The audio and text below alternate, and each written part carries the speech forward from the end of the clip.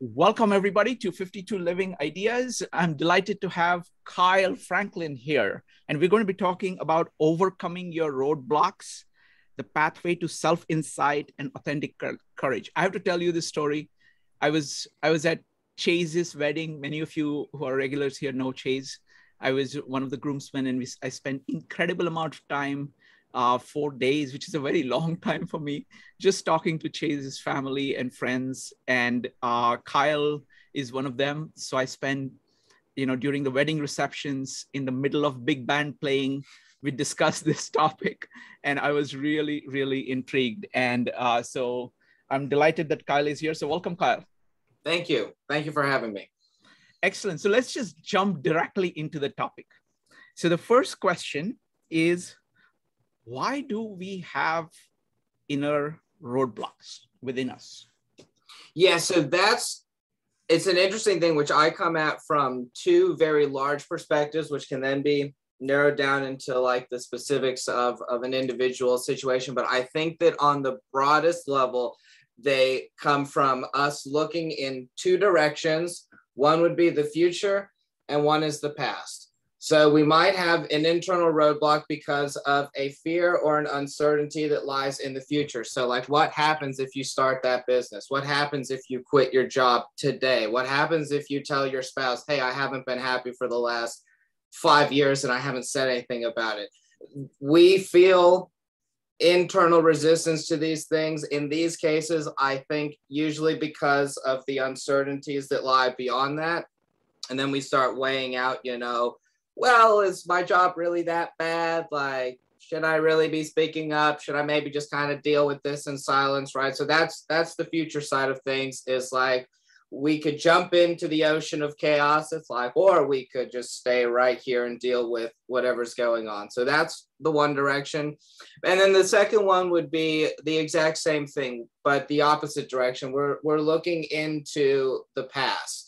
And we have something that's going on there that's keeping us stuck. Maybe something happened the last time you got up to dance, like your pants fell down and everybody laughed at you. And it was such a terrible experience. Like, who wants to do that twice? So we can then start to rationalize why we shouldn't do something now because, well, I did that once. I saw how that worked, and I don't want any part of it. And this can be most often, I think, is associated with negative experiences, but it can also be really positive experiences. Hey, I did that once. I knocked it out of the park so well. I got a 100 on my first try. And I'm not really looking if the standard is now maintain what in my mind is the perfect outcome, because that's what I lucked into the first time, or risk it going downhill from here. Like, I would just rather keep myself where I'm at. So there's like, we could, make up hypotheticals till we're blue in the face, or at least I could, but those are what I understand to be the two fundamentals: is something that has happened to us is influencing ourselves in a way that is preventing us from action, or something that is uncertain about what will happen after we act is paralyzing us and keeping us in a state of inaction. Wonderful. So folks, we're going to dive into this topic very deeply, and we're going to do it in multiple ways. Okay, so first I'm going to have a conversation with Kyle to put the topics on the table, put things on the table. I strongly encourage you to use pen and paper to keep track of all the thoughts that you have, all the questions that you have. Then we're going to go into either breakout rooms immediately to discuss this in a small group, or we may do some clarificatory questions first. I'm going to play it by the ear about the sequence of it, okay? There we're going to be able to discuss it with a small group of people, all the points that we have. And then we're going to come back with the best questions that we have. We're going to collect all the questions, organize them, and I'm going to have Kyle answer them. And then if anybody else wants to answer them, they can also answer them, okay? So we're really going to go through this topic as best as we can, all right? So one thing that I got from what you said, Kyle, so it looks like there are two kinds of emotions. One is fear, whether it's associated with the future or past. And second is kind of inertia of saying, oh, I'm good. I don't need to do anything now. Just keep going. So those are the two factors that I see. Does that make sense to you? Yeah, Yeah, I think that makes a lot of sense. And I would definitely say that fear is probably the biggest one. And there's lots of little subcategories and lots of other things that it could be. I think more often than not, there's some type of fear that's happening. Okay, so then let's ask the question why. Why is it important? Why these phenomena of roadblocks is important for us to look at? Yeah, well, the reason I think it is because you may have some roadblocks that are really good for you to have. Do we all just run out into the middle of the street without stopping to look first? It's like, no, that one got drilled in pretty early when we were, children. Like, do we think twice before we say something confrontational to make sure that our words are going to actually be representative of what we're trying to say and are not just going to start some crap in the office? It's like, I sure hope so. I hope we're taking that time to think. So like the phenomenon of having something that says, hey, wait a second, before we jump into the deep end, let's just think about this. It's like a really good mechanism, but it's from the inquisition to that mechanism and the examination of that mechanism and what question it's asking. Why does it have something to say about us not doing something, that we can then be a bit more critical and honest with ourselves and realize that, is this a good thing or is this, a bad thing, right? Like we could think of these two go sort of hand in hand, but fear and anxiety, right? Fear and anxiety go hand in hand because anxiety is just like lots of little fears of what might happen. And like anxiety is the same way. It's a great response. It's a great thing to have something internally that's just a voice that's like, well, hey, wait a minute. Let's think this one through.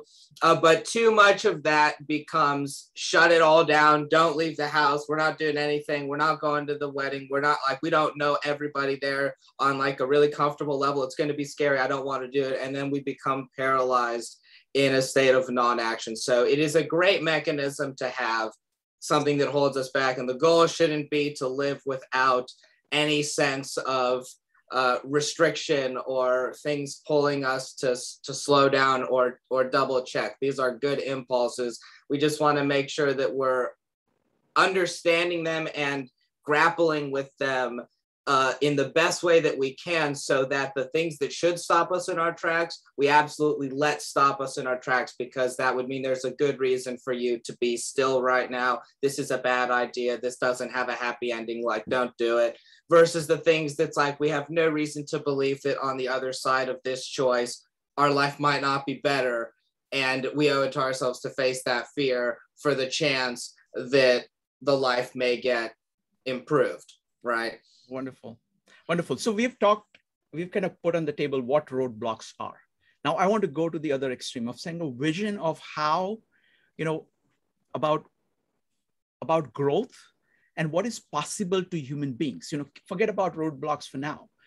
How should we think about growth and what is possible to us? How do we set goals? How, so in terms of what is the upside? If you get all of these things right, what will you get? I think you get on the largest level, you just get a rich life.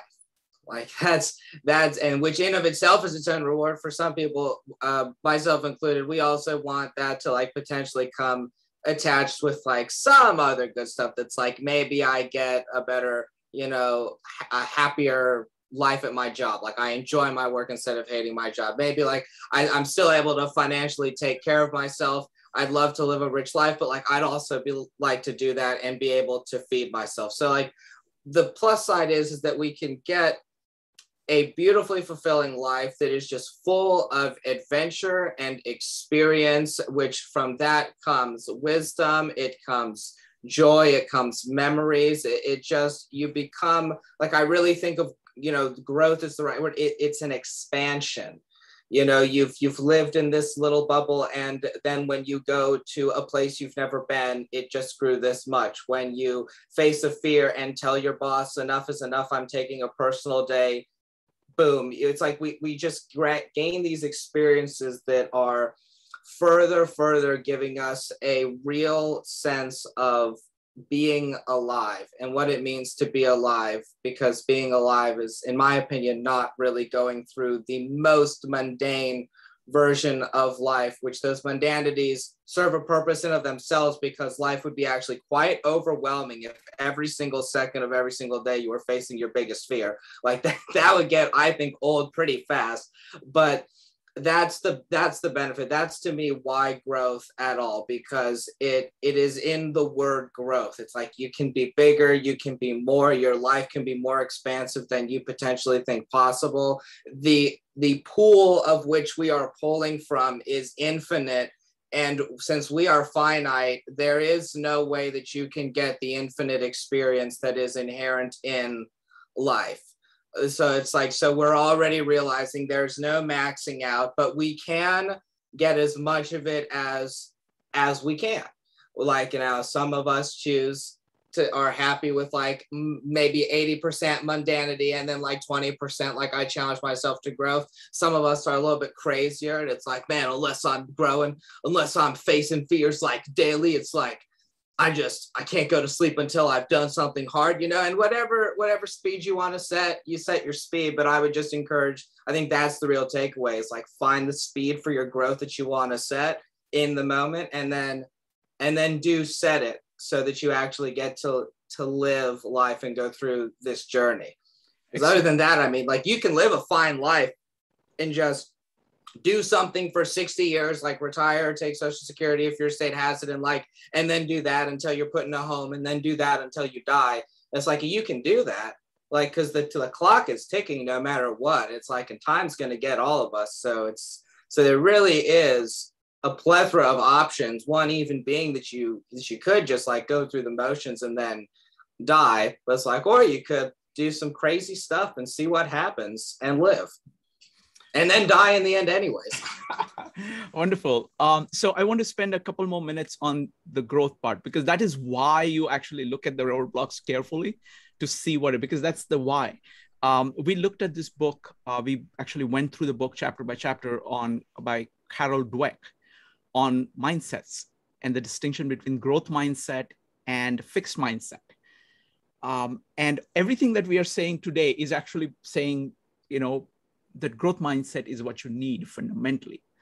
And that is something, it is only through a growth mindset you can fully actualize the potential of you as a human being, this unrepeatable, phenomena of your consciousness, your life, which is there and which will be gone.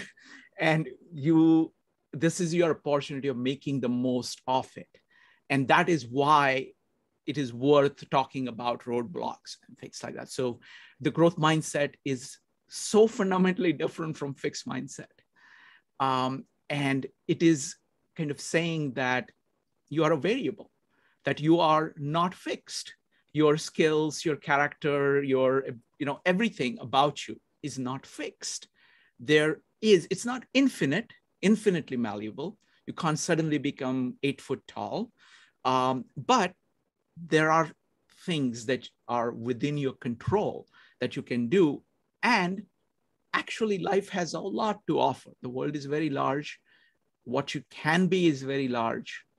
And if you do put your mind to it, you can grow. And that is the reason to look at roadblocks. Does that make sense? Yeah, fundamentally, the lens through which you view your experiences does a lot in influencing how one responds to them. Like a good friend of mine broke that word down. So, I mean, everybody has heard of the word responsibility. And like, if you think responsibility, you're probably like, I got to go to my like work. I got to like do the dishes. Like, these are my responsibilities. And a friend, perhaps some people in the audience have thought of it this same way. But one of my friends who's a retired counselor broke it up into 2 words, and like really broke it up. And it is right in the word itself. So it was shocking to me that it was a surprise to me, but it was. And it's like, your responsibility is your ability to respond. This is really what a responsibility is. It's your ability to respond to being a productive human and like being accountable to an employee. It's your ability to respond to a mess in the kitchen, that as Shrikant said, that you are the variable here, that we can go a number of directions, and depending on the lens through which you are viewing these events through, that action can look different. And so I think the growth mindset is incredibly important, because I think it's the first step into even being able to do something with a roadblock anyways, because without the growth mindset, the roadblock is actually not a roadblock. It's just like a straight up wall that there is no getting around. You know, if you're a little like, yeah, you know, see in the idle screen on a television, the logo just sort of bounces around and hits the box. Like, with a fixed mindset, that's what you are. Every time you bounce around something, it's just, oh, there's a barrier, we can't go. Or when you're playing a video game and you run into an invisible wall, because it's like that's where the game world stops, and it's like, it looks like you can go over there, but you can't. Like, you can try to jump over that log no matter what, but like you can't. It's sort of, we become that creature, whereas the growth mindset looks at that and says, now, hey, well, maybe the way that I've approached this in this way is actually the thing that I've bumped into. Maybe I've bumped into me and not actually the world. And the growth mindset says, like, I can overcome the ways in which I'm bumping into me. And as Shrikant said, with the limited possibilities, like, you cannot overcome the ways in which you bump into like the world. Like, you flap your wings really hard and like you're staying on the ground.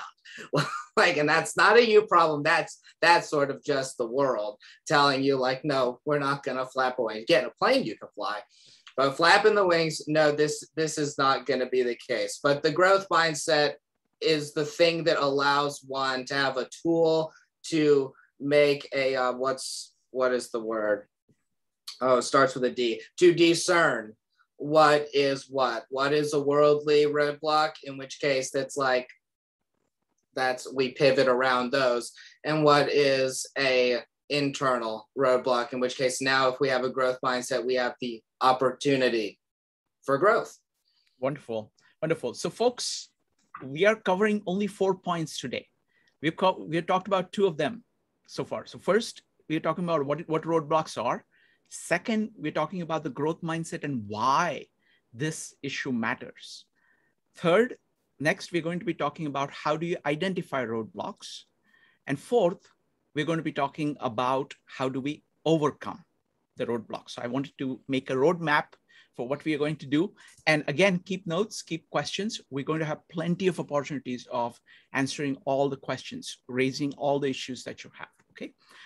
All right, Kyle. So we know what roadblocks are and why those are important if you really want to grow, to be able to, but how do you identify internal roadblocks? Yeah, so that sort of puts those 2 things together that we just discussed with where's the discernment, right? Like, I think of I don't remember where this quote came from, so if someone does, drop it in the little chat, but I think it was like, you know, give me the wisdom or the courage to like not change what I can't change, or the something. Yes, it's the serenity prayer. Okay, that give me the serenity to accept the things that I cannot change, courage to change the things I can, and wisdom to know the difference. Yes. Thank you, Shrikant. Excellently said. I'm glad you had it memorized. It really is sort of fundamentally that. So when I think of identifying a roadblock, it's really going through a self-inquisitive process that really stems from a curiosity, a genuine curiosity of what's happening here. So I think that is the way to leave judgment out. And like, that's a bit of a different discussion all over, but the ways in which we view ourselves and the baggage that we bring can muddy this a bit. So I try to just come at it from a curiosity standpoint and really just ask myself, what's going on here? Why do I not want to do this thing? And it's through that inquisitive process. And that can be, for some things, it's a relatively short process. Some things might be with just kind of looking at it it's almost like, you know, an optical illusion that only works in your peripheral vision. And then the second you look at it, it falls apart. Some things are like that the second you put a belief or a feeling under just the smallest amount of curious inquisition, it like scatters, and suddenly we see what little gremlin was hiding there all along.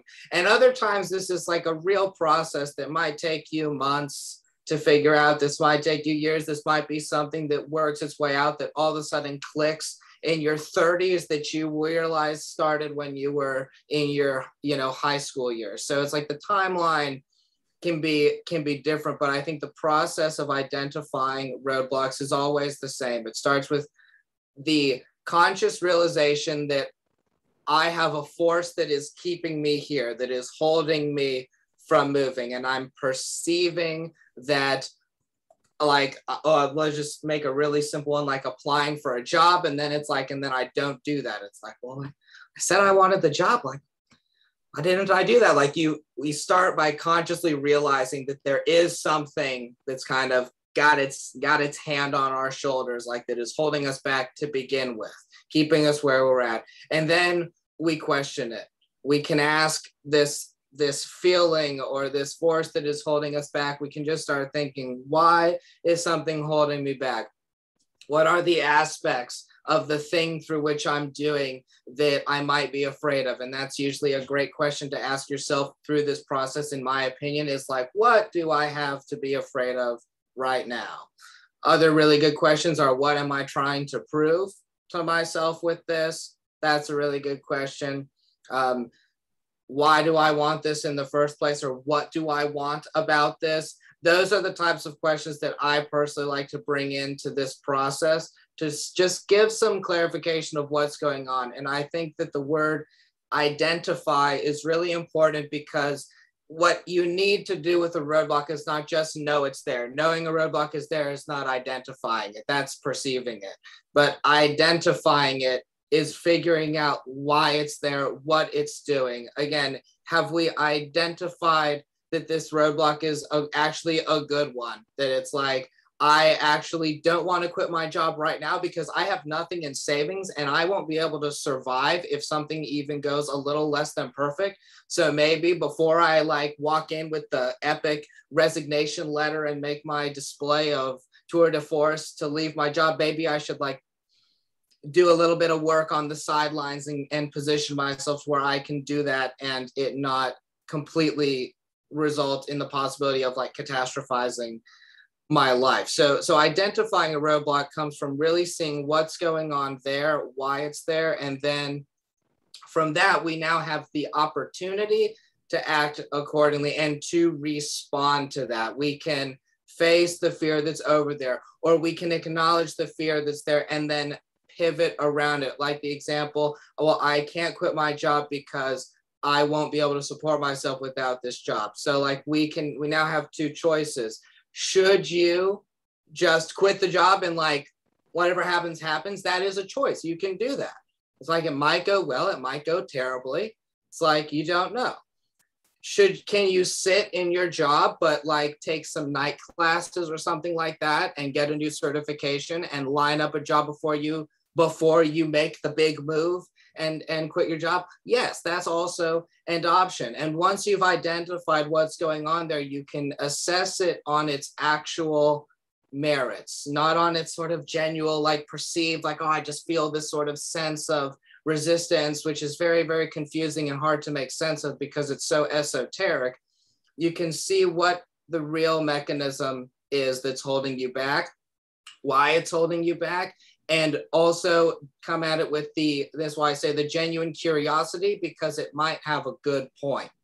And if it has a good point, it's worth acknowledging, because that is going to make it easier to overcome it. Because if I have a point, it's like, it makes a pretty compelling argument for you to hear me out, right? It's like, okay, well, let's listen first, and then maybe add what you're trying to say to my thought process, and then synthesize a new alternative. And sometimes that's what needs to happen. Sometimes it's just that there's a piece of insight that your intuition has that your body needs to give you somehow. And with that insight, you can sort of assimilate it and integrate it into your more large view plan going forward, in which case the roadblock dissolved, because the roadblock was really less of a you can't go there. It's really, hang on a minute, hear me out first.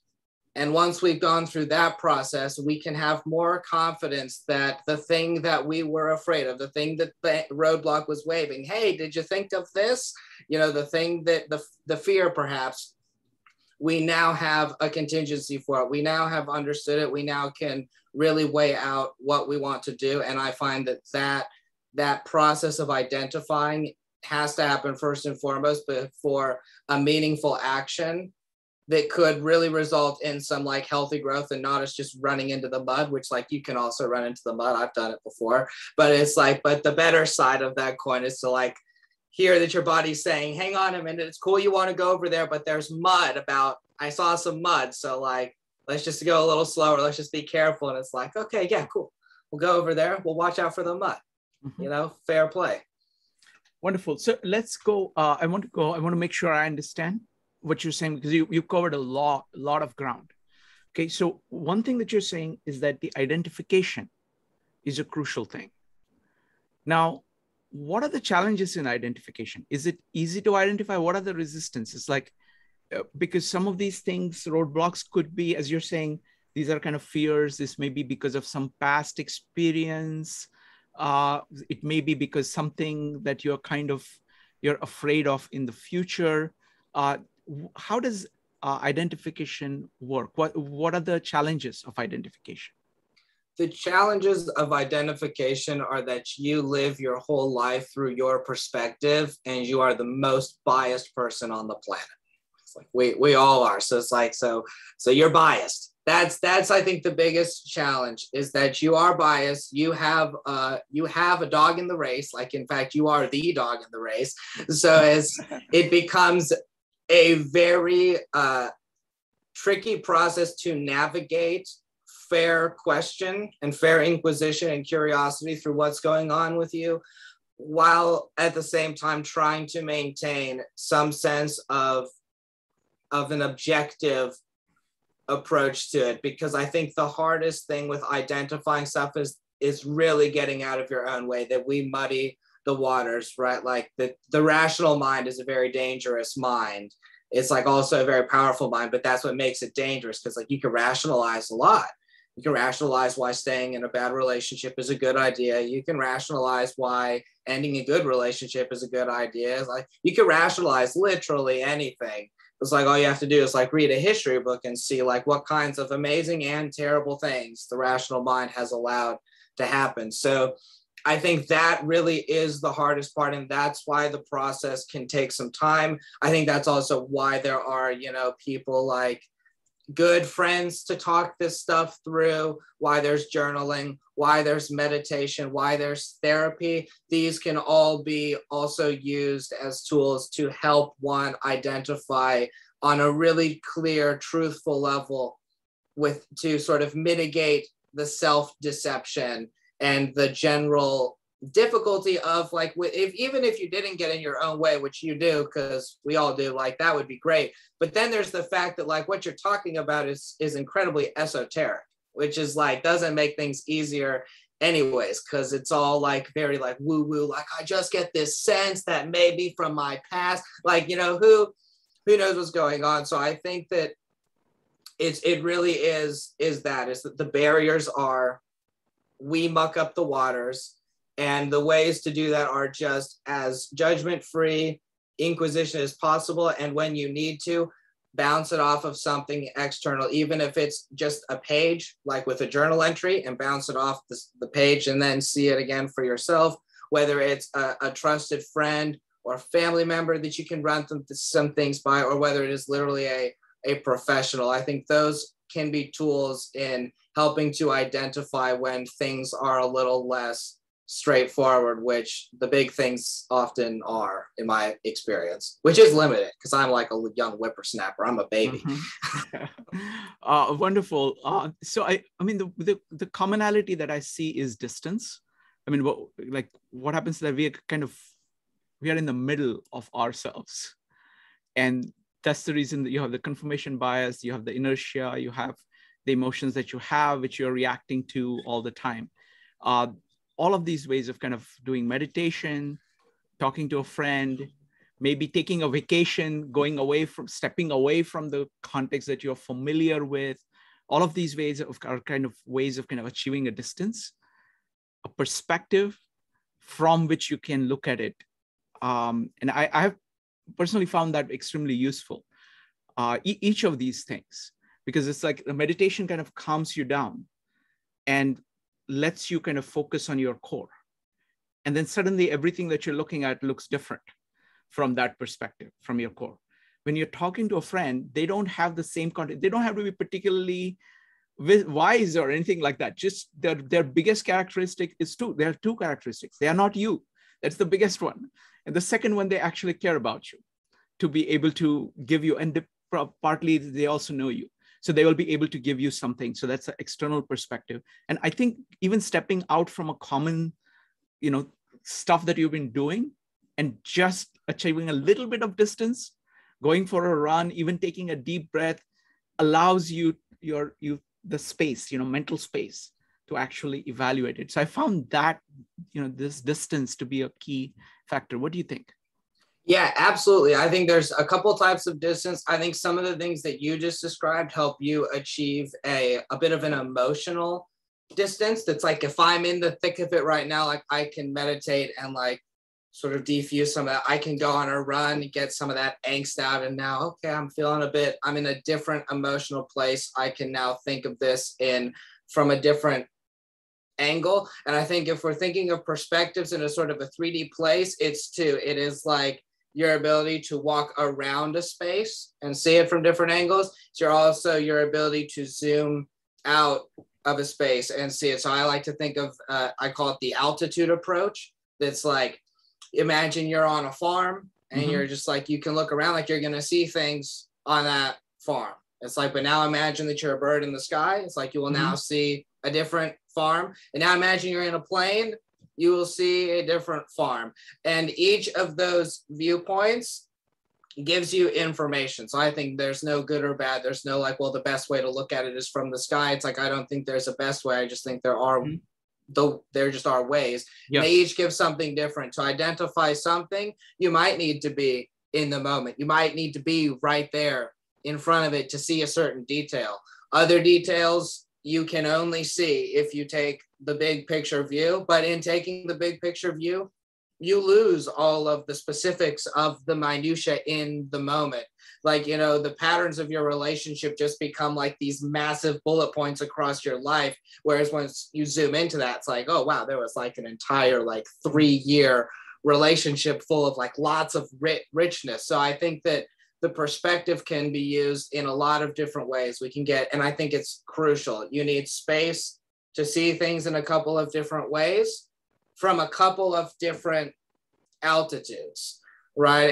And when we look at ourselves, this could be a situation, but then we can even broaden this out one more dimension and look at it across time and break the barriers of time. And now we can even look at other things in different perspectives. You can look at your entire life at this large picture and see trends that you will only see if you start thinking of yourself from age 5 to age 65. It's like you will find things that somehow across all those years in your life, you might have never noticed it because the events happened 10 years apart. But suddenly you zoom out to that massive perspective and you might actually see something.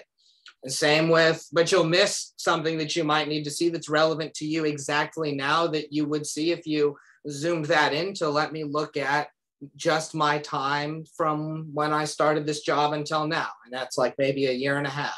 So perspective is hugely important because perspective allows us, it's literally like, if you've ever had binoculars or something like that, or a camera, it's like literally the way that you focus on all aspects of your life. And you can do that from a multitude of ways that transcend yourself and time in some context, depending on what you're looking for, if it's relevant. Wonderful. So folks, now we're going to go to the number 4, and after which we're going to do breakout rooms. So keep your questions, keep your thoughts ready. We're going to be able to discuss this amongst ourselves for about 20 minutes. And then we come back with the best questions that we have as a result of that discussion. And then we're going to go ahead and answer those questions, okay? So the last point, how do we overcome our own roadblocks? So when it comes, we've now gone through, we've looked at like, what is this thing?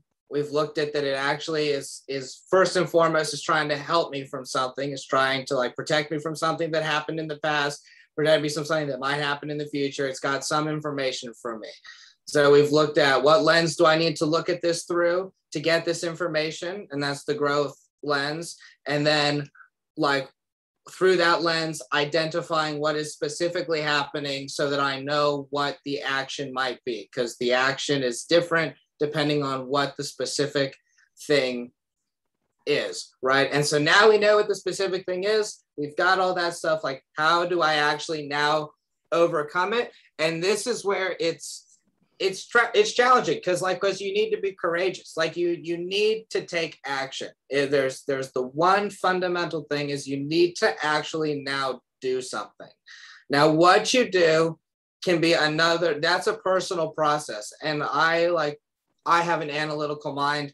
I like to take things because you might have found what the thing is, and still even that you're like, nope, not that, not me, not now. And that's totally cool because now it's like, okay, so it becomes like a fractal problem. It's like, okay, like zoom in even further. It's like, okay, well, what about this is too much? And we break it down. So if you need to go through a breakdown process to simplify something before you can take action, that's fine. Perhaps a roadblock is actually like something that is really 4 different things, which are going to require 4 different steps. Maybe one step is I got to sharpen up my resume to apply for a new job. Another step is I got to get certified for this thing. Another step is I got to learn how to budget so I can have some contingency funds. And it's like, and maybe those are the 3 things that are being lumped together and quit my job and do something else. And it's like, okay, well, even if you were brave enough to do that, it's like, we still need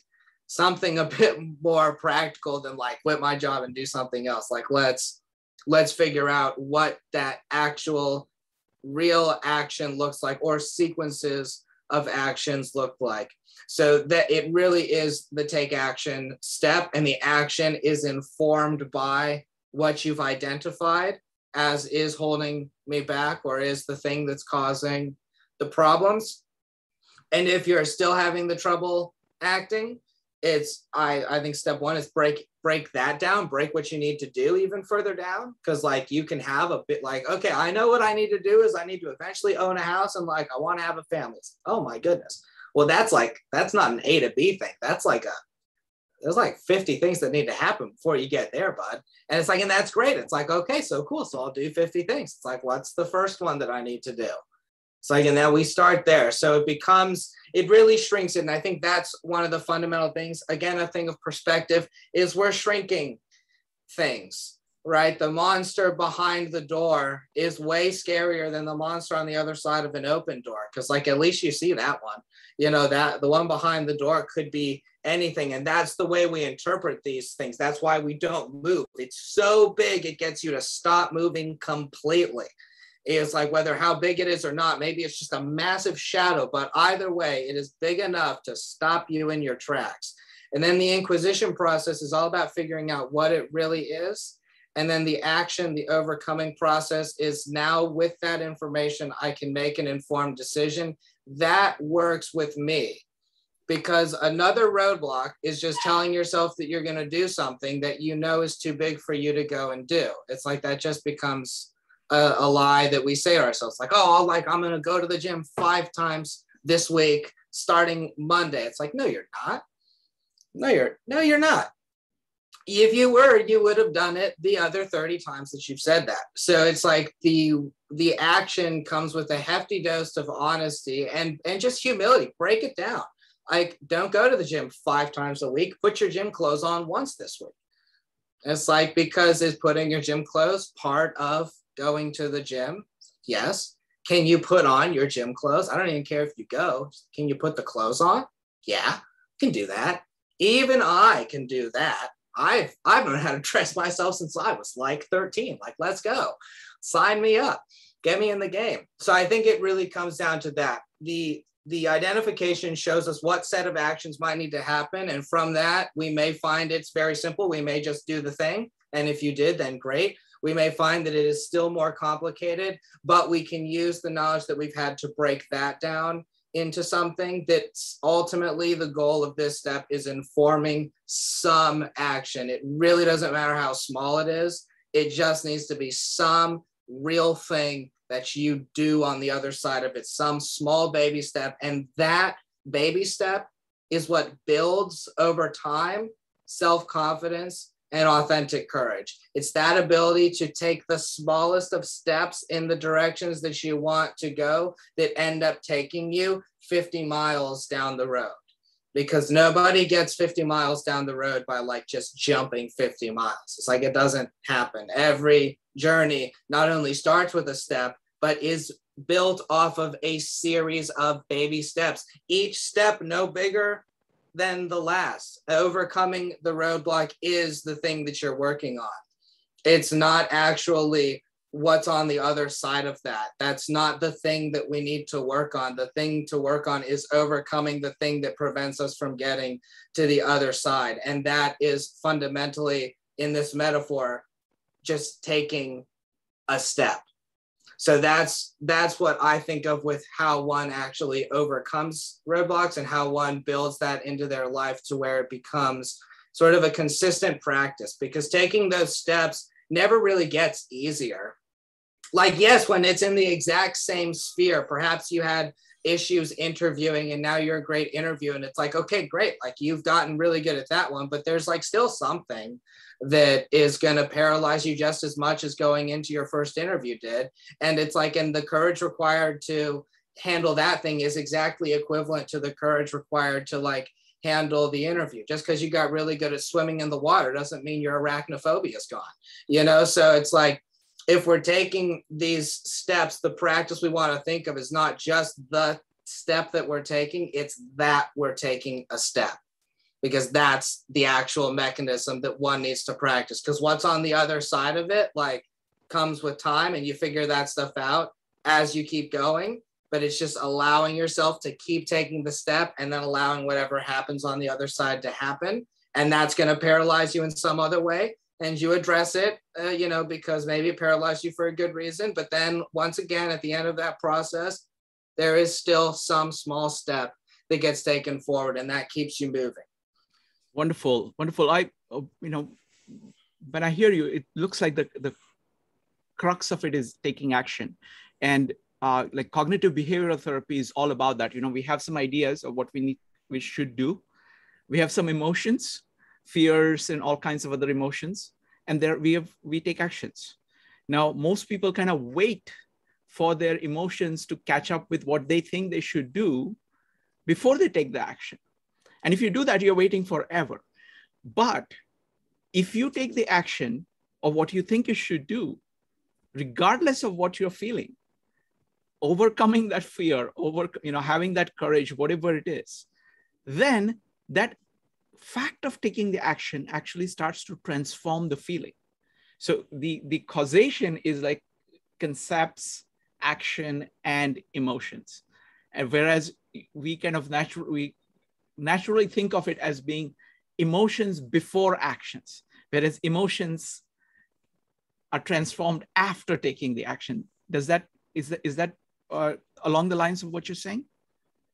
Yes, yeah, absolutely. That would be a perfect. To use the gym example, like if you only go to the gym on the days that you wake up incredibly stoked to go to the gym, it's like you're not going to go very often.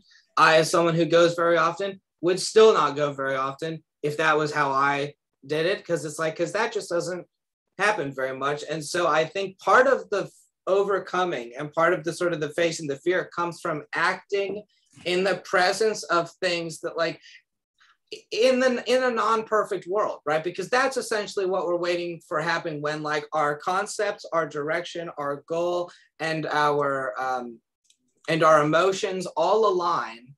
That's the moment to to move. And it's like, again, if you take a step when the stars align or when the wind is at your back, if you only make forward progress when essentially the universe is really pushing you in that direction, the movement will be few and far between. And the mechanism of that taking action, or the practice of overcoming the restraining mechanisms by taking action, I think a huge part of that is allowing yourself to acknowledge, right now I don't feel like doing something, or right now I am scared, right now I do have a lot of trepidation about this. It's like, I'm not going to ignore that. I'm going to own that. Right now, I don't want to do this. This is the last thing I want to do. And yet I have to move. So I'm going to make it a practice to do this, even in the face of my lack of motivation. You will lose this battle sometimes, and that's fine. Sometimes it's you know, win them all, right? It's like, it's fact of any game. Mm-hmm. But that becomes something that can really keep you moving. And then the irony is, right, the grand way that this plays, with a little bit of faith, the thing that you are looking for to be the precondition to you moving is likely the thing that you get for moving. That excited feeling of like self-worth and like, yeah, like, let's go crush the day, oftentimes does not happen when you wake up to go to the gym, but it does happen when you finish your workout at the gym.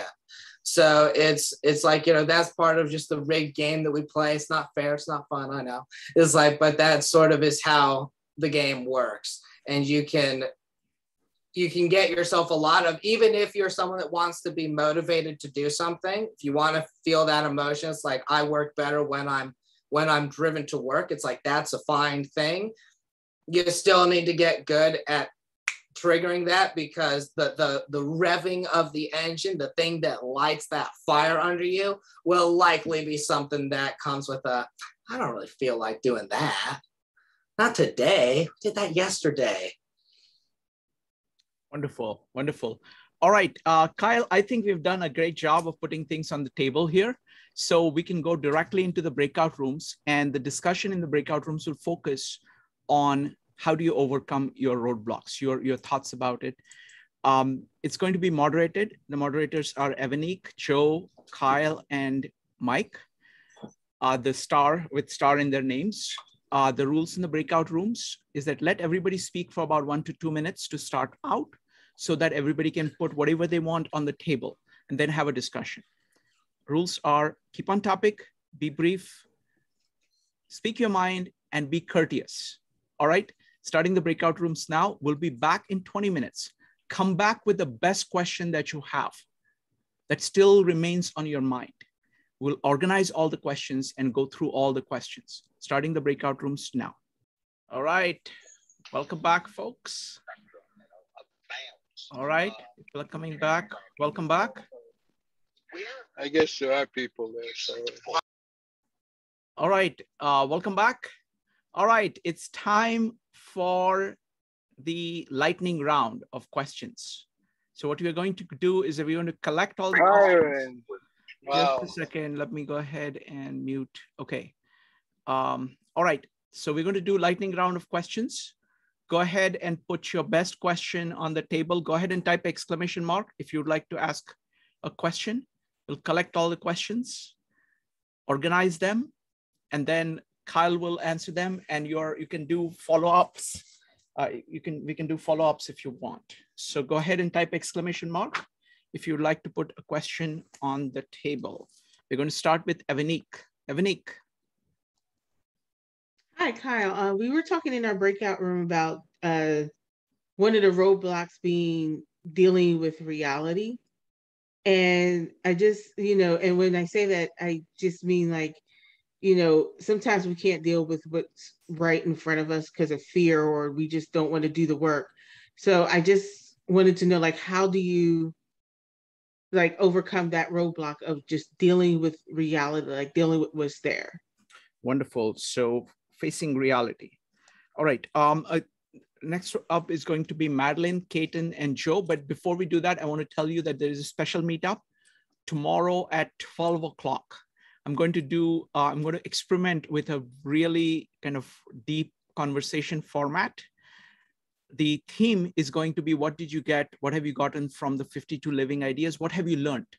So you can pick any one thing or any few things that you want to learn, and whoever wants to share, I'll invite everybody to share, but we'll have a conversation about that. So it's like a long form. I want to try out a long form of conversation. So that's going to be tomorrow at 12 p.m. Eastern time. All right, next questions are going to be from Madeline, Cotton, and Joe. Madeline. Yes, thanks, Kyle, for your presentation. I have two questions. One is, what would you say about the use of prayer in this process? And also dream work. Okay, prayer and dream. What is the role of prayer and dream work in overcoming obstacles? Very good. Next up is Cotton, Joe, and Jyoti. Cotton. Yeah, hi, thank you again. My question is is having this roadblock or some sort of an internal, I always call them angst. Is it like some sort of message and you must heed it one way or the other? And it's kind of like, when you have a pain, it alerts you to this issue, and it should go heated.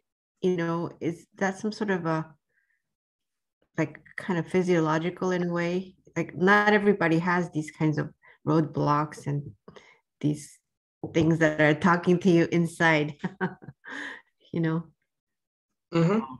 So let me see. Okay, so it's like, is there some kind of inner voice that speaks?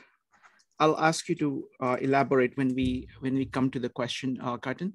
Next up is going to be Joe. So one of the things that had actually come up in our discussion was the idea of emotions and how they play a role. Now, as a lot of times emotions can cause us to do something that is irrational. How do you distinguish between healthy and unhealthy emotions?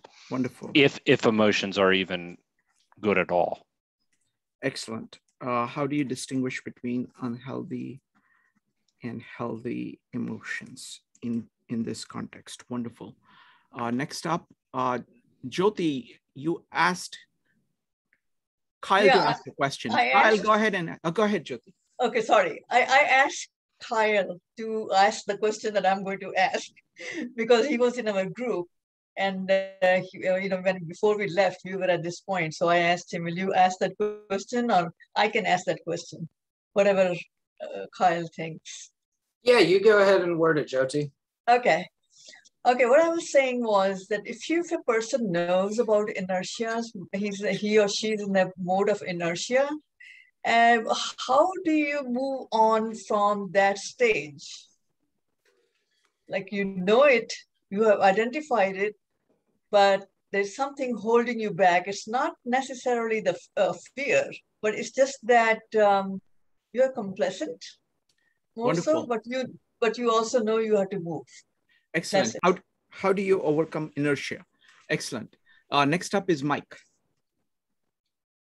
Yeah, we had some agreement in the breakout room about being distracted, mostly through technology. And so we were asking the question, or posing, in terms of roadblocks, does technology put more in front of us or help us take them down? What's the role there? Wonderful. What's the role of technology? Does it help or hinder overcoming roadblocks? All right. So we got 1, 2, 3, 4, 5, 6 questions. That's excellent. Excellent questions. If you have, so as Kyle is answering the questions, if you have any further follow-up questions, only follow-up questions on that particular topic, we can deal with that. And once we're done with the questions, I'll give you one more chance to put more questions on the table. So Kyle, how about starting with overcoming inertia? How do you overcome inertia? So I think that is one of those things where on the fundamental level, it's still a roadblock. If we look at the roadblock as something that prevents us from moving, and it's the same type of process, but in a slightly just different different cloak, right? It's like a different outfit on the same person.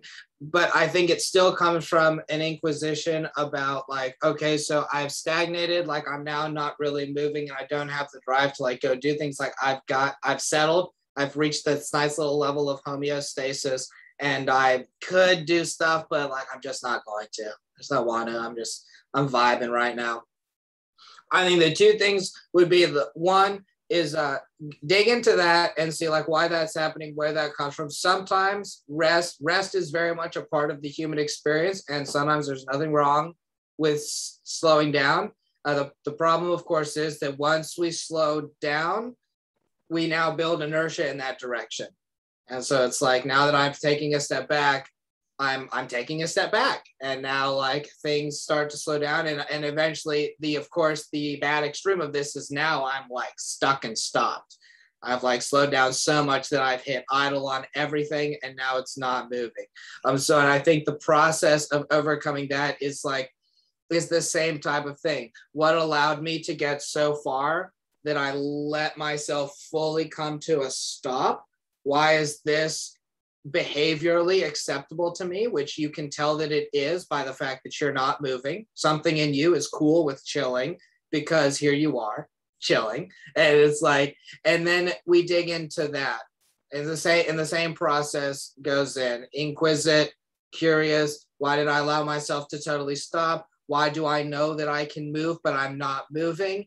And you just be as honest with yourself as you can. And through that process, my belief is that over time, something bubbles up to the surface if you keep questioning it, and really try to authentically question it, because, you know, try not to justify, try not to come up with the easy first answer that comes to your head, because that can very much be the like ego's attempt to suppress and once again make it totally cool and acceptable and put you in a place of helplessness. Like, this is just where we're at, we can't get out.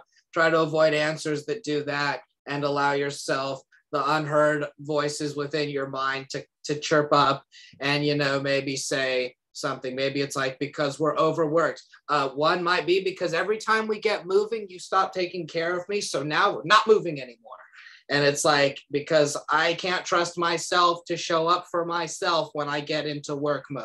Could be a hypothetical thing that keeps us in a place of not wanting to move, in which case we're not really going to be able to healthily jumpstart our gears again until we can give ourselves the assurance that jumpstarting our gears isn't going to be, you know, the end of us. So that would be a broad level of things that I might do to dig in, but on a fundamental level, the process is very much, in my mind, similar, just different context. Wonderful. So let's go boom, boom, boom through all the questions. And then folks, if you have more questions, then I will give you one more opportunity of coming up with the next set of questions, okay? Second question.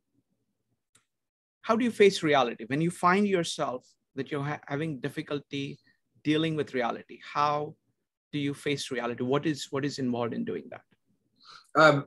One is radical acceptance, because if it's reality, you can't change it. It is what it is. So it's like, so don't be in conflict with it to the best of your ability and fight what is, because that's just going to exhaust you. So accept what is. It's like, because you can't do anything about that. And then however terrifying or whatever big feelings or whatever things get created from that acceptance, it still does not mean that one cannot act. And again, we just find the smallest action that we can do. So it doesn't need to be big. It can be the baby action, but we accept what is reality. We don't let reality stop us, because you live in reality. Like, you're a part of reality too. Reality, you know, works together with you as much as you work together with it. We're all a part of the same grand game. So we can't get mad at the game. We just, okay, accept it. But that doesn't mean that with that might inform my actions. Maybe there are a couple actions that are kind of going to be off the table if this is how things are going to be. But that doesn't mean that all actions are off the table. So we find the one that we can still do, however big or small it is, and we take that step in the face of reality, in spite of that reality, even in acknowledgement, in full acknowledgement of that reality. And that builds the pattern of one being able to take things at face value as for what they actually are, which is sometimes horrifying, because life is tragic, right? The Buddha said life is suffering. So it's like, it's not always fun, but that once again doesn't have to be something that means we can't do anything about it. But if we're going to do something good about it, we do need to allow ourselves to fully acknowledge the reality. So that first step would be allow yourself to accept reality and work on letting it be a piece of the puzzle, that there are things that are just beyond you, that are just going to suck or that are going to be inconvenient, and that's a part of the play. Wonderful. Next question is about emotions. Are there emotions which are healthy emotions and unhealthy emotions in the context of facing roadblocks? I think all emotions are just emotions. I think they're all equal. I value, my negative emotions just as much as I value my positive emotions. What I think gets into healthy and unhealthy is how we respond to them. Right? That's like talking way back to the beginning, like your responsibility is your superpower. You can respond to depression in a number of ways. You can respond to joy in a number of ways. You can respond to excitement. You can respond to fear. So I think when we talk about roadblocks, emotions are a real big part of it, because a lot of times it's big emotions that are holding us where we are, whether it's pride or fear, or like whether we have a sense of self and we're worried that if I go start this business and it fails, my sense of self is going to be crushed. So I'm going to like hold on to that because I don't want to feel the emotions that are on the other side of an existential crisis. Like emotions are a huge part. So we talked about this in our group.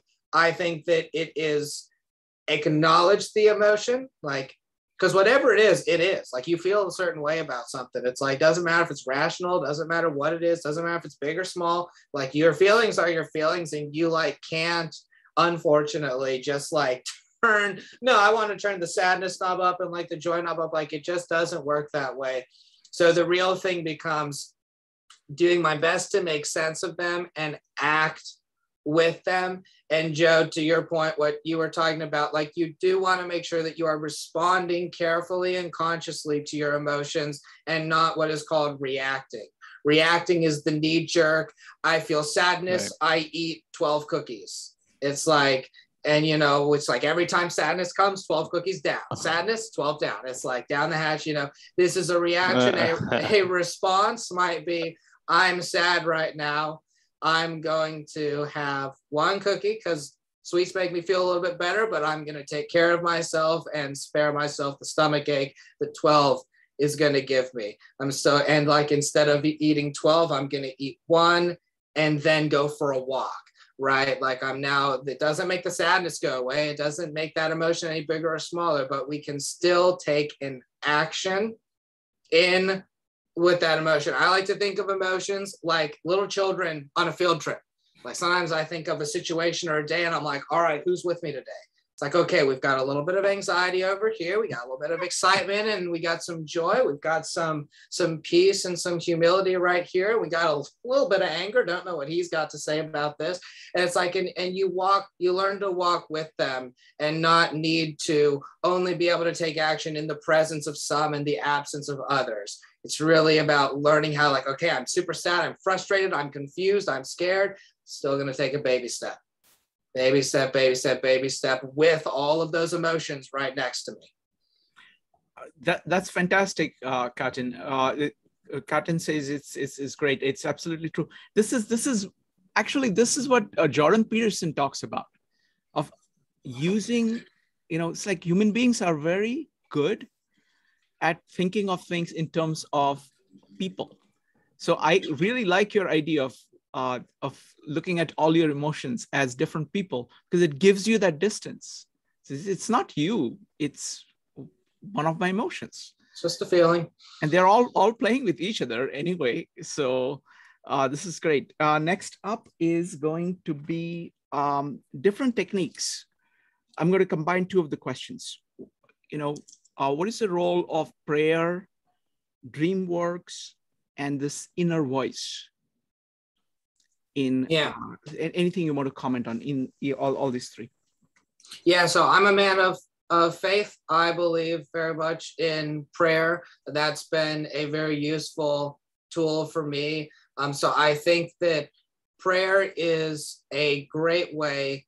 And on the broad level, I don't care what anybody does. Like, I think everybody has their right to pick what works for them. The fundamental mechanism that we're all looking to inspire within ourselves is the same. It is a cleansing of the mind, a renewing of the mind, an ability to see things for what they are, and including ourselves, so that we can like do whatever we need to do. So prayer, I've found, is incredibly helpful in that. Prayer has been helpful for me in like things like boundaries. Instead of worrying about someone and like, hey, you're doing the wrong thing, like, let me help you, I say a prayer. Hope you work with them on whatever they're going through, because it's not my job to fix people, you know, like sometimes including myself if I'm working through something and it's like, and this is something that's going to probably take another a bit of time before it works its way out. This is a long-held habit or a deep-seated belief that I'm working on rewriting, or a very big trigger that has shrunk, but not to the point where it's still not impacting me. It's like prayer helps me work through that stuff. So I think prayer is a great way to take things that are not your business and still allow yourself to have some accountability to them without needing to like actually manipulate or influence them. To Evanique, even like with like the idea of like accepting reality and like, you know, things like that. To me, that is what I call, that's all in God's basket. Like, everybody has baskets, and we are at our best when we're dealing with what's in ours. What are you responsible for? What is it your job to do? It's like, don't worry about what they're doing. Oh, but they were late for work. It's like, well, they're not you. Let them deal with that. It's like, oh, but like something is happening, or it wasn't supposed to be that way. It's like, well, that's not up to you. That's in God's basket. Like, you don't get to choose the weather. You don't get to like decide how much traffic there is on any given day, or like who accepts you for what job application, right? Like, all you do is worry about what you can do. So prayer is a great way to offload and still address the things that really we don't have an influence over. And it's a great place. It's almost like if you've ever played a video game and you've got like an inventory, and then you've got like a bottomless chest where you get to put all the stuff that you have, but you want to keep, but that you can't carry on your person. That's what prayer is. It's like all this stuff. I'm like, this is good stuff. I want to address this. I want to put this out into the world. Like, I want to honor myself and be someone that puts forth some influence in making things better. But like, because that stuff is way bigger than me, I'm going to put it in prayer, have faith that what is supposed to happen will happen. And once again, I am free to deal with my own little world, which is the thing that I actually, that's where my actions are best suited, because it's the most appropriate for us to be acting from ourselves. And it's the place where you actually can truly impact things. Cause like, you can't influence an employer who's not going to hire you if they found someone better. It's like, you lose that game. It's like, you can't worry about your friend being constantly late. They'll learn their lesson or they won't, you know. It's like, but I can worry about me. So I think prayer is incredibly important. The second one is the Jungian, you know, Carl Jung and, you know, Jungian analysts use Dreamwork to work on this. So any thoughts about Dreamwork? I've had some transcendental dreams that have really illuminated like lots of interesting things to me that have helped bring me closure. So like, I think that your mind is, I mean, it's all you in a dream, right? Like, whatever's happening in a dream is like created by you for you. So I think that there's something in there. I am not knowledgeable enough or practiced enough to know like where the limitations are and like what the signs are, things to look for. So I just do my best. If I remember something, I look at it and I'm like, oh, what's going on there? Because like, I'm just an inquisitive little rascal. But I think that your mind reveals things to you constantly in your day-to-day life and also in sleep. So I think that if you're finding value from picking things in there, then there's value to be found. Sure. Wonderful. And folks, Joe, could you do one thing? Could you put a link to in our Jungian playlist? There is an entire video on dreams where there are like 4 or 5 Jungian analysts talking about how to approach dreams. So maybe that will be useful to somebody. Next one is going to be Cotton's question. about the inner voice and what it is telling you. Yeah, and Catton, can you repeat elaborate on that one? Yeah, because I think like you can have two people, similar situation. One doesn't have this inner voice saying, move, change your life drastically, completely. And then the other one has that. So, isn't it? And then like the more you kind of dwell on it, it kind of gets stronger and you have to do something. And then you have all of these roadblocks, fears, all these conflicts. Isn't this something a way like, I kind of believe somewhat in destiny. So isn't it kind of way to like what do you call it? Help you kind of move you in the direction if you're not in that direction. You know what I mean? Something like that. Yes. Okay, I think I understand that. So when it comes to your inner voice and the things that come up in your psychology, and Chase and Alex we talked about this on their podcast a while back.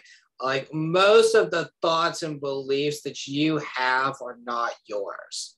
So like realize for a moment that the inner voice that's in your head is like, it's not actually your voice. It's just like, it's almost like our minds are kind of like parakeets or whatever the birds are that talk. It's like they sort of just say what they hear.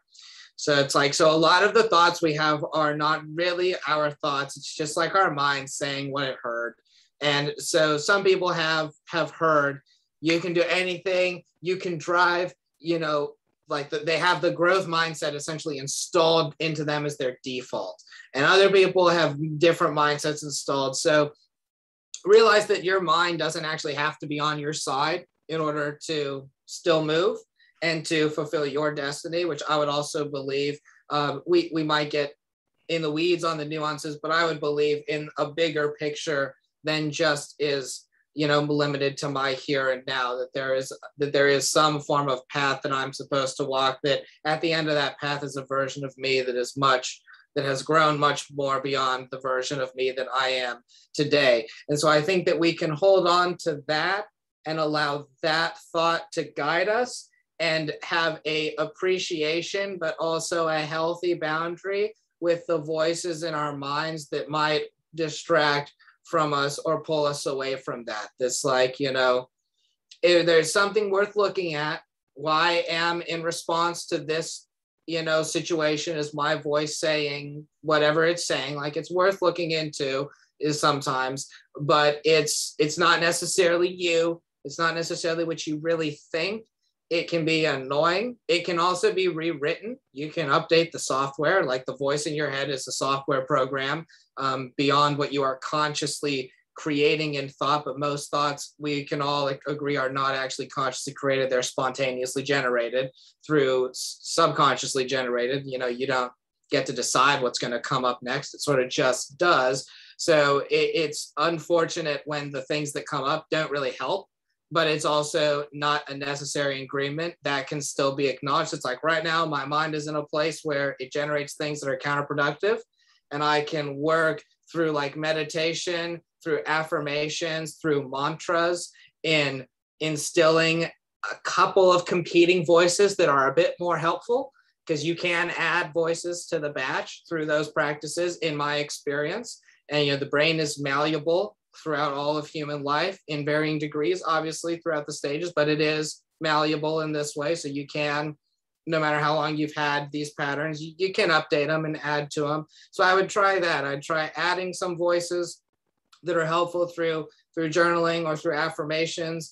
Accept that the voices that you have that aren't helpful might not even be yours. They might just be things that your parakeet mind picked up and is now just regurgitating back to you in the face of whatever direction you want to go, and is pulling you to a different direction. And again, the action step. You don't have to have everything does not need to be perfectly aligned within yourself in order to like take a baby step in a direction. You can have the voices in your head be incredibly not helpful and be pulling you away and be like, tugging you towards laziness or towards inaction or whatever else, and still like take one small step in the direction that you want to ultimately go. And that again starts the building of the confidence, which eventually the goal is enough to either rewrite entirely or at the very least overcome the voices in our head that are less than helpful. Does that answer your question, Caden? So Richard. Thank you. Next up is going to be Jeff. Jeff, go ahead.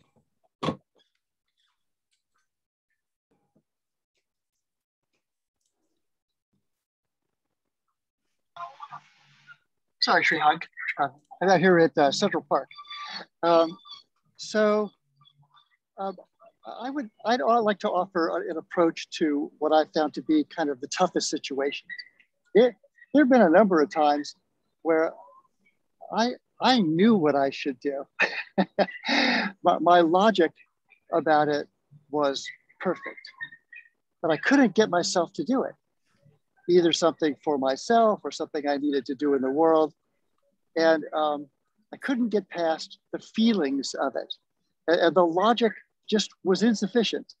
And so in a number of those circumstances, when I've been able to invite one or even several people to do that thing or those things with me, then like we could get past the inertia and get some momentum, and then ultimately get those things done. And that's been true about a number of different things that I was really struggling with trying to do that I just couldn't get myself to do.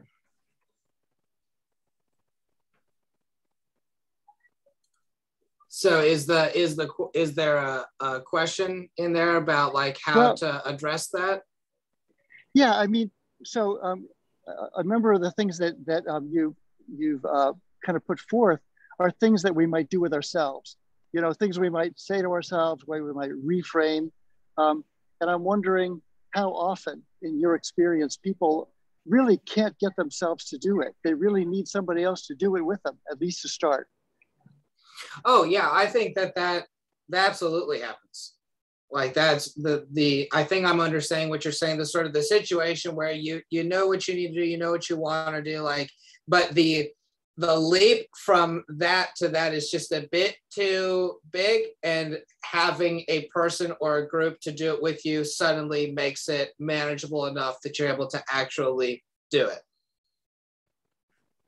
Okay, I think that's fantastic. I think that is a totally a strategy that works wonderfully, and that to me it's part of your worldly tools is to have some support. And I think that there is absolutely a role for support, and that I don't think there's anything wrong if what people need is some support, that if it is not enough to like just within oneself, because I know sometimes there's it's just paralyzing, and yet for some reason when Bob's with me it's not. So it's like I don't think that that's a problem. Now I think that it still also doesn't disempower someone from looking at what individual growth there might be in that scenario, because if we're talking about exactly what Jeff said, where we thought it all through, we know what needs to happen, like it's actually crystal clear, and yet stuck because of an emotion, it is worth looking into that emotion, because then we found that the thing holding me back isn't actually any rationale to the activity, it's the feeling. And it's like, why do I have this feeling? Why am I not able to go to the improv by myself, but when Ted and Jenny are with me, I can do it, like, and that feeling goes away. And that then becomes the thing that's worth exploring. That's like, okay, so I have an emotion that's here. Like maybe what am I afraid of? Judgment. And it's like, and that judgment goes away because I'm like with people. And so if we have tools in the world, like this is what I call coping mechanisms versus changing mechanisms. And I've made that up. So if you use that, I take nickels on the dime. But if it's like we do, both of them are relevant. Like changing mechanisms take a lot of work, and that's when you have changed. This no longer bothers me. I no longer need to hype myself up to like make my bed in the morning. Like I just do that. It's a part of who I am. And then there are things that are a bit more in flux. And when we're in that influx space, I think that we can work on it. We can bring consciousness into it and say like, what am I trying to solve for? To use the earlier example of the when I'm sad, I eat 12 cookies. It's like step one isn't stop eating the cookies. Step one is actually do it with the cookies and like ask yourself what's going on while you're doing it. Why am I doing this? Why is this making it better? Is there a part of this that it's making worse? Like what's going on? And then we can explore that and eventually baby steps over to the point where now when I get sad, it's like I tell myself a kind affirmation, go for a walk, give myself a hug, eat one cupcake, and that's it. You know, and it's like, and I'm happy with that as the result. So I think that there's a huge space and it's a really good tool to have these things that act as almost like buffers between us and the thing we're trying to do. Sometimes that's having people with us. Sometimes it's having like 2 beers down and suddenly we're a bit more open with ourselves and able to be honest. And it's like, in having those things to help, I don't think is actually a problem. But I also think it doesn't mean that like, okay, well now I can only talk to a girl if I've drank 2 beers. It's like, no, it's like, you can, but now we can still figure out what is paralyzing us. We found a medication for a symptom, but we could also, that doesn't stop us from going to the deep root cause of the emotion that's paralyzing me. Why is this emotion paralyzing me? Like, why am I afraid to go to that place with this kid on my field trip? Why is that not cool? Yeah, it's like, and what can I do to learn to accept this feeling, this state of being, and allow myself to go to this place even though I feel this way? Because I think that is sometimes the really big thing. It's like, I don't want to do this thing when I feel like this. And that's why we that's the subconscious lingo that's happening. And the one that we experience is I just sit there. And it's like, well, I'm not going to do that while I feel like this. Like I'm terrified, or I'm like, whatever's going on. Like, why would I go and do that? And then the process becomes learning to accept that feeling and learning to like feel safe and understand that you're safe while that feeling is with you, and that doesn't need to be. Again, it can be for a moment, and it's totally cool if it is in the moment that right now this is an unpassable roadblock and I need my friends with me. It's like, great. It's like, because you know something about yourself. That's wonderful. But that's just where you are. That doesn't need to be where you'll end up. Does that make sense? Yeah. Thank you. We got 4 more questions.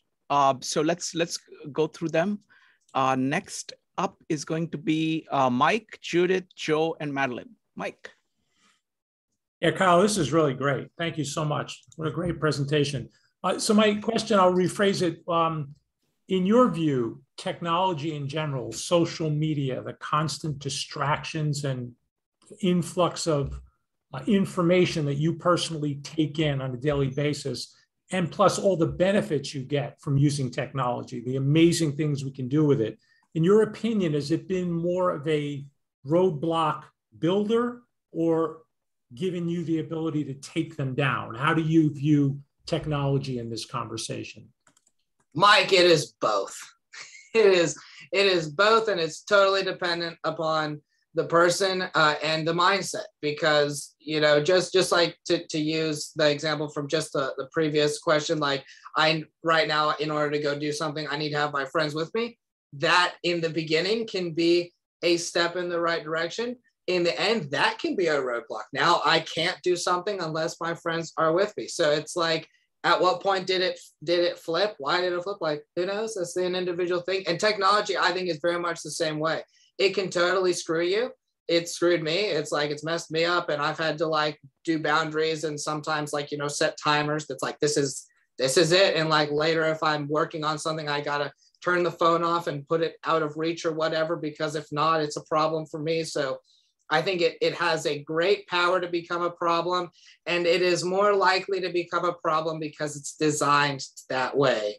You know, Instagram is designed to show you people that are living flashy lives. Like Twitter is designed to show you things that are going to rile you up. Like it's the algorithms, YouTube's algorithms are designed to keep you in a rabbit hole for 4+ hours without you realizing it. It's like, so there is an uphill battle when it comes to technology.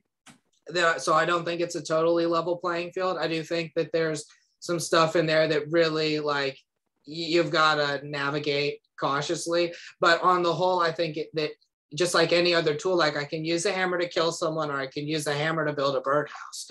You know, it's like the hammer is really a much less significant factor in the equation than I am.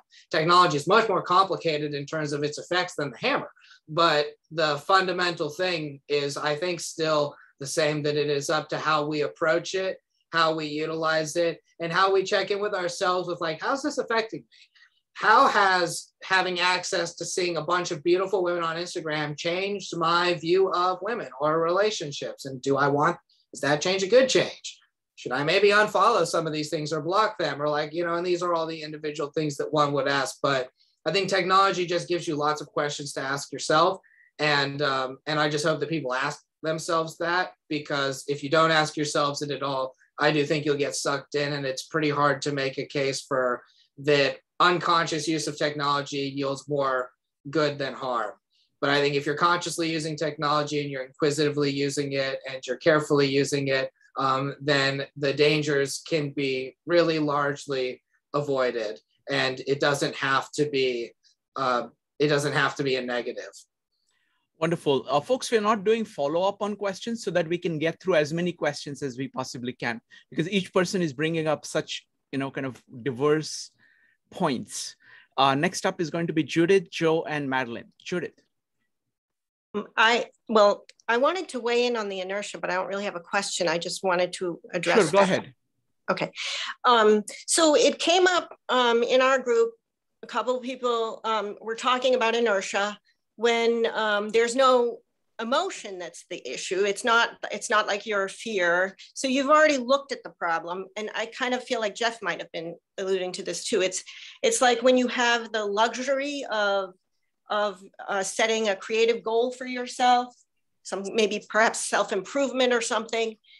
And you kind of have identified like what you want to do. So it's not a life or death kind of thing. It's not your job. It's not a family problem or something like that. And yet you're stuck and you can't move. And then you're like, but why? Why can't I move? Why can't I do this? So I know this is what I want to do, and yet I'm not doing it. So and I was kind of relieved to hear that I'm not the only one that has this. So one thing I found that is it really is helpful to look close and far, the way Kyle was saying, and try different methods to look. But at the end of all that, while you're doing that, so you're already probably doing that, you know, journaling and things like that, sometimes you just don't know like what it is. So you just take a small step. And, you know, I think Kyle talked about it. You're not gonna, you might have a loftier goal. You're not gonna judge yourself if you didn't do it yesterday. You're just gonna go to just get your gym bag ready or something like that. And sometimes that can build its own momentum over time. If you give yourself the freedom to just say, look, I kind of know I want to do this. I kind of have all these excuses. I don't know exactly where they're coming from. I'm looking at it from all different angles. But for today, well, I'm just going to do one thing that will take me there, you know, one small step. So I just wanted to, and technology, I think, is a distraction. You guys were just talking about technology. It can be a distraction because when we make goals for ourselves, they're not always comfortable, easy things to do. So being distracted by something that's, you know, mind numbing or something, you know, it's kind of, you know, will pull you there. Wonderful. Thank you, Judith. And I want to plug a meetup that Mike is doing. He's going to do a full meetup this Wednesday on fragmentation of thought and action as a result of technology and how we can use concentration to counter that. Next up is going to be Joe, followed by Madeline. Joe. Yeah, this has been a fantastic presentation, Kyle. It really has. I really enjoyed everything. One of the more important points that I thought that he had come out in a question about is the importance of the dichotomy of control that you're talking about a little bit earlier when you initially said one of the reasons that we have barriers is that we worry about things in the future and the past, and we bring them into the present. So I was just wondering if you could comment on the importance of the dichotomy of control in staying present and taking meaningful action and how that enables you to take meaningful action on a regular basis. Yeah, absolutely. So one is my faith. And it's like, and now I have a particular faith, but I think just faith in general is really the ingredient that's the important part. It's just like, let stuff happen. Like, let it happen. It's fine. Like, oh, but that's okay. Oh, but then he started crying. That's okay. It's like, they got upset. That's okay. All right. So like just letting things happen has been something that has really freed me in a lot of ways as to like of the because it's a very multivariate equation that keeps people stuck. A huge amount of things that used to gum me up is what's on the other side of this. And I just realized that like, I have no business knowing that. There's no way for me to know that. It's like, I can't figure that out. That's a waste of my time. So I've just grown used to the discomfort of letting things be what they are. So like maybe, and that's, you know, where it sounds like lots of people here understand a lot of Dr. Peterson's work, and that's like the tell the truth or at least don't lie. It's like, listen, all you're responsible for is telling the truth. Oh, but then they're going to get all blah, blah, blah. Okay, well, that doesn't matter. Like you're responsible for telling the truth, and whatever's on the other side of that is just going to happen. And it's like, so just like letting things happen and letting people do their own stuff. Like let the world sort itself out. Let other people deal with their stuff. And that becomes a huge burden, because if you're trying to control other people's reactions or manipulate situations to be a certain way, it's like you don't have that power. And it's like it's a losing game that you will never win. And you can further ask yourself, like, why do I need to control outcomes? That's a useful set of inquisitions to go through. But so just letting the control aspect of what I can't control, really making peace with that. And that was a process. And there were a number of times when the feelings that I had to face when I was like having a conversation that was uncomfortable with my girlfriend or doing something that sort of scared me, like those feelings were absolutely monumental, because I was allowing myself to like just say the truth and let whatever was going to be on the other side of it be on the other side of it. Like I'm a people pleaser. I remember the first time I drew a boundary with a friend and said, hey, that actually really upset me. I was like, I almost threw up.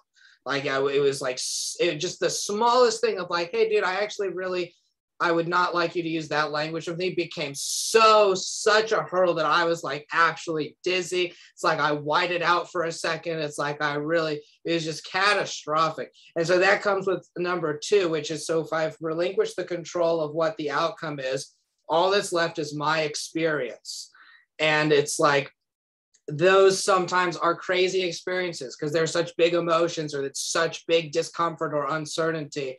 And it's like, and from that, I come at it with unconditional love. I say, there's a part of me that's really, really reacting to this, that's really flaring up. There's a kid on the trip that when we're about to get on this ride, he is freaking out. And I just let that happen.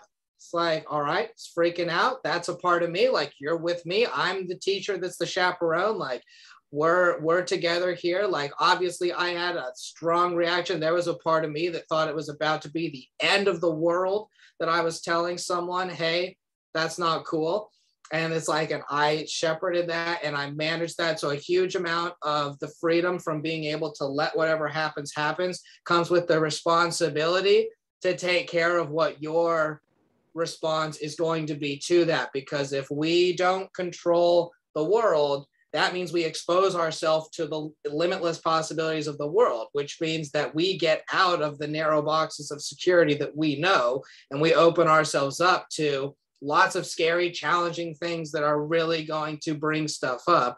And so then the responsibility comes to, like, can you work with yourself and take care of yourself through your own storm that is going to come in response to whatever happens. And once you get good at that, suddenly it becomes a bit more like been there, done that. Like, I can go into a crazy situation. I can let something be a little wild and chaotic. I can let things be uncomfortable, because it's not that they don't make me uncomfortable or that things don't come up, but I've learned how to handle the things that come up. So it's like, it's no longer things coming up is not the problem. That's really the deep internal thing, is if I do this and don't control the outcome, things are going to come up and I don't know how to handle the things coming up. So then we focus on, well, I'm just going to avoid the outcome that brings things up, which is just the wrong approach in my mind. It's like, well, no, let that happen, because again, it goes into what basket am I in? If I'm trying to control outcomes, I'm not in my basket. I'm in like the greater power basket. So that's really not appropriate for me to be in, but I can handle myself. It's like, I can be really nervous. I can be really scared. It's like, and I can learn how to take care of myself through those big emotions, so that big emotions are no longer a deterrent.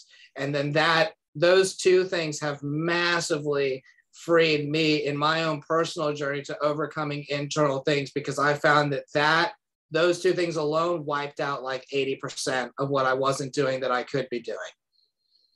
Wonderful. So we'll take one last question and then wrap up. It's going to be Madeline. Okay, thanks, Kyle. Well, I enjoyed what you just had to say about letting other people have their own feelings. And also what you had to say that sometimes inertia is rest. You know, we just need a break. We're on a hiatus. We're doing some deep healing, and things take time. They just take their own time.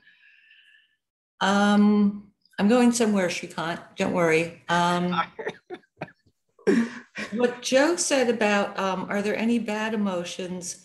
For me, the two bad emotions are resentment and self-pity. I view anger as a healthy emotion, because it tells me where my boundaries are. But resentment is like this constant churning over and over. And the same thing with self-pity. And one of the things we talked about in our breakout room was overthinking things. And so I think that resentment and self-pity are almost a form of like emotional overthinking, kind of going over and over the same track. And I find there have been times in my life when I just wanted to do anything to shut my brain off. And I have come up with, healthy ways to stop the overthinking. And I was wondering if you could just give a brief rundown of healthy ways that you know of that people could stop overthinking things and get some peace around decision making. Mm-hmm. Sure. One would be that I can think of is practicing radical acceptance and letting go. So if we're overthinking, like we're overthinking to try to figure something out, and that's usually because we're trying to avoid something. So like, let's say we're overthinking a project at work because we need this project to go really well to get a promotion or something. And it's like, that's the loop that we're running. Something that can help. And the reason that we're thinking that is because like, we want to get that promotion. We value that promotion. I would like that to happen. So like, I'm trying to think this through so that I can make sure that I'm not the one screwing me up. That I'm putting my best foot forward. And that's why we overthink, to make sure that like I'm right in this scenario. But where that stops being useful is when that stops being useful. When like you've kind of covered your bases. And now once again, we get to the world is just going to do it. Like, and you can't stop that train because like, you're not the one that makes that decision. So you could actually hypothetically stay on that track forever. It's like, it won't ever stop. So then the next step, once we've thought our way through the various perspectives and have figured out and get to a place where we feel like I have the information that I need to do whatever I need to do the best way that I can in this moment. Maybe not the best way possible theoretically, but with my limited knowledge and experience, like I can know that I'm putting my best foot forward. Then we can shift into a practice of accepting the things that we are trying to put our best foot forward to hopefully not experience. Like, I don't want to not get the promotion. It's like, okay, so I've done what I can do to maximize my chances in my own actions and behaviors. Now I can start practicing, well, what if you don't get that? What does that day, that tomorrow look like? And like, can you handle that? And like, the truth is, of course you can. You'll be disappointed. That's okay. You're allowed to be disappointed. You might be a bit angry. Yeah, I'll bet you're pissed. Look at how much work you spent on that presentation. I'd be pissed too. But yet it is not a death sentence on the other side. So I think when we get into loops of overthinking, it's like we're trying to run through a situation to alter either a future outcome, or if we're overthinking from a conversation we had that went really well, we're overthinking to like try to prevent that from happening again. And so it's useful to go through that exercise because you might find some things that are of value on the third or fourth, run through. Once you've found what's of value, it goes to practicing acceptance just as best as you can. And also having grace with yourself and understanding that you can't control your subconscious mind. So it's like, if you're an overthinker, it's like there's going to be a period in your journey while you're trying to work on overthinking where you still do it. And it's like, and it happens. And it's like, this is okay. I've got what I need. And it's like you can practice it becoming almost like a white noise. It's like it's crying for your attention. And just because it's happening in your brain doesn't mean you have to give it your focused attention. And that's an annoying part. But it's also, in my opinion, an experience, a part of working on like overthinking and overfeeling is like, okay, I've got these feelings, I've got these thoughts, I've dealt with them. I've squeezed the juice out of them that's going to come out of them. They're still there. It's like, so I just got to like stop paying attention to them. And they're kind of annoying. They nag at me every once in a while. I catch myself back engaging with them. And it's like, and then I got to be like, wait a minute. No, it's like, let's go over here. And eventually over time, the pattern gets smaller and the overthinking gets less overbearing. Wonderful. Before we wrap up, I want to say one thing. At Chase's wedding, I had 3 great conversations, and I got, many more great conversations, but I got 3 meetups from it. The first one was the one I did with Zach yesterday on the longest childhood, looking at human beings, looking at the child as really the model for a human being.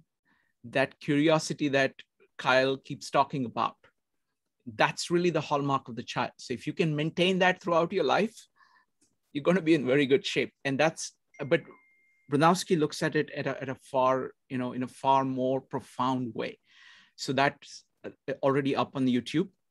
That's number 1. Number 2 was this meetup with Kyle, which we'll talk about in a second. Number 3 is going to be a meetup with Alex, who's a friend of, as you remember, he's a friend of Alex, of Chase's. And he has very deep things to say about narcissism. And we got into this conversation about the role of narcissism in culture. And I did not understand it at all in terms of how big that issue is and how widespread that issue is. So that's what we'll be talking about next Saturday. I have not announced it yet.